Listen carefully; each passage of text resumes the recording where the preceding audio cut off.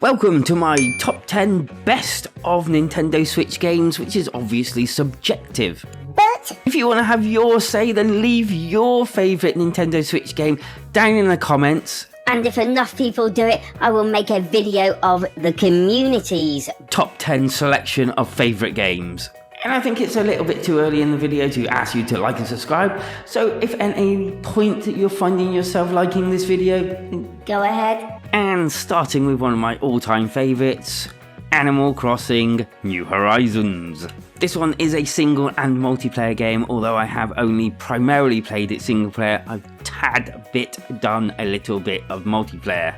Did that make any sense? And although I probably haven't played it for the 106 hours solo campaign sort of thing, I have played it for multiple hours, probably near to 100 hours. Basically, this is one for people that like to relax as you start on your own island, and eventually you're given all the tools to grow this island and basically nurture it to what essentially becomes an extension of your personality. The better at it you get, the more villagers come to stay. Be privy to the seasons come and go, and even the ability to design and fashion your own home however you like. This game's one of those games that you can just come home from work, sit down, stick it on, and just relax in front of it. I mean, sure, in the end it did get a little bit samey, but they did update it quite often. And I do mean, when I started getting bored of it, I did hit almost 100 hours of gameplay. So I mean, that's really not that bad, is it?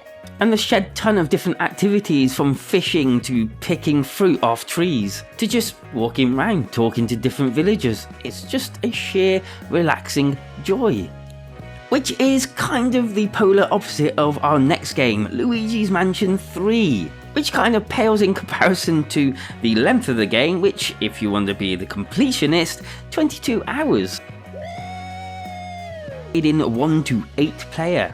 This one again is set into a dark mansion background and sees you trying to defeat more ghosts. This iteration boasts bosses, puzzles, and even the ability to control your Gooigi. What I thought went into that name. But the Gooigi does have a use, because you can actually play it in 2-player cooperative, with one playing Gooigi and the other Luigi. To be fair, I did buy this on release and I didn't regret it. It is a fun game. And lo, we have The Legend of Zelda Tears of the Kingdom. And this has such a high metascore you would not believe. Well, you might believe. With a whopping 8.8 out of 10, which is pretty decent from anyone's perspective. And this one, as you could probably guess, is an action-adventure role-playing game, and you'll be expecting to get at least 59.5 hours out of the main story, and if you want to be a completionist, 242.5 hours. And that's a lot of gameplay. And within this sequel to the Breath of the Wild, you will once again be carving out your own path. Yet again set in a massive sprawling world, but this time you'll be harnessing brand new powers to help battle them forces against the kingdom. And so up next we have Super Mario Bros. Wonder.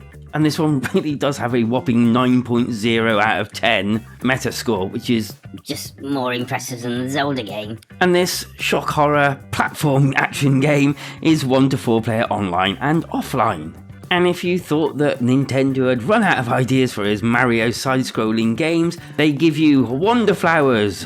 And these quote-unquote game-changing items trigger spectacular moments you have to see to believe, or just watch the trailer. Witness pipes coming alive, float through outer space, wreak havoc as a giant spike ball. I can tell you're all getting excited already. This one's a race against time to save the Flower Kingdom. Again, there will be plenty of different places to travel to, plenty of different power-ups, and although I feel like they're running out of ideas for these side-scrolling games, they are still fun. And oddly enough, no one can deny that. And I bet several of you are going to deny that in the comments. But hopefully you're going to like and subscribe this video though. Which brings us neatly onto Splatoon 3. I don't know if anyone played Splatoon 2, but I kind of came to it right at the end of its life and absolutely fell in love with it. The actual main story is 8 hours and a half long, and if you want to completionist it, 18 hours.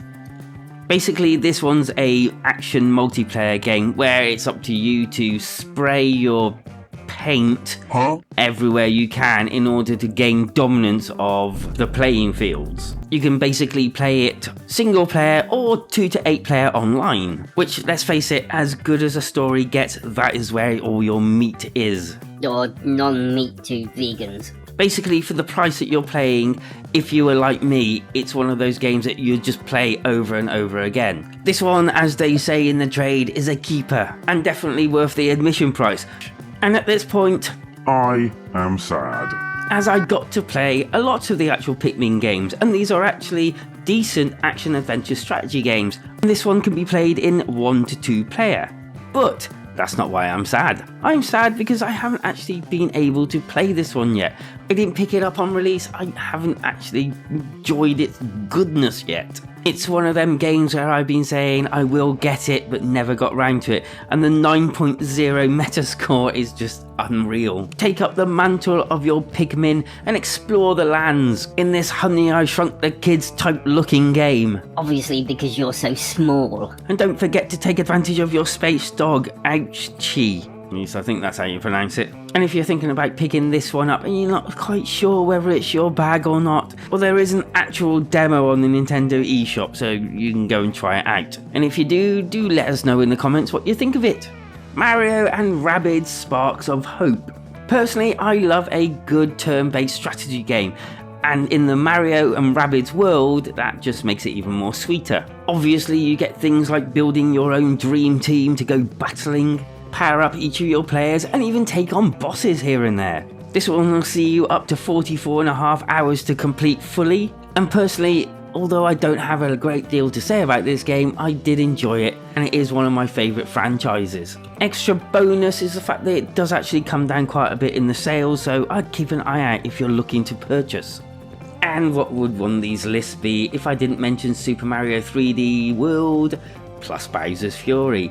Both really decent games, both I've played to death, and trust me, if this was on the disc, it would be ruined by now. I haven't actually played this 2 to 4 player online, but I have played it offline 1 to 4 player, and it is so much fun. Both games have pretty decent stories, both games are different enough to warrant them being in this package together. And it does say 28 hours to fully complete, but trust me, it'll be a lot more longer than that. You will just be playing it over and over again. It's also one of those ones that you can break out when family and friends come over.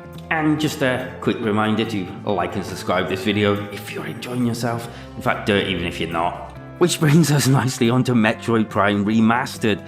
Okay, so I played this back in the day and I played a lot of it, although I can't remember every single point in the game, and I haven't played the remastered, although apparently it's just a shiny version of the original. But apparently it is as good as the original. Obviously, it has an 8.9 Metascore, so they've done it justice. A 15.5 hour completion rate. Or whatever the hell that is. And I think it's pretty cool that a new generation could come forward and try out this epic blast from the past. And lo, we have Monster Hunter Rise, one of the newest iterations of the Monster Hunter franchise. This one, to be honest with you, I was quite surprised when I heard it was coming to the Nintendo Switch, but it did, and with a pretty respectable 8.5 out of 10 Metascore. Again, you can play this one single player or up to 1 to 4 players online, Or wirelessly. as you wander around in this action RPG ninja-inspired land of Chimera Village. Again, it has all your normal Monster Hunter shenanigans, whereas you can hunt solo or in parties with friends in order to earn rewards in order to craft better gear. I personally think playing Monster Hunter Rise is possibly one of the best experiences on the Nintendo Switch, as you can take it anywhere you want. As the completion time on this one's 173 hours, but obviously it's more if you want to go around playing it with friends or just chilling on your own, hunting and gathering. And as I said at the beginning of the video, if you've got your own suggestions of these top 10 best games, leave them down in the comments. I will compile a list out of whatever's down there. Obviously I need at least 10 comments of different games down there. Bye bye.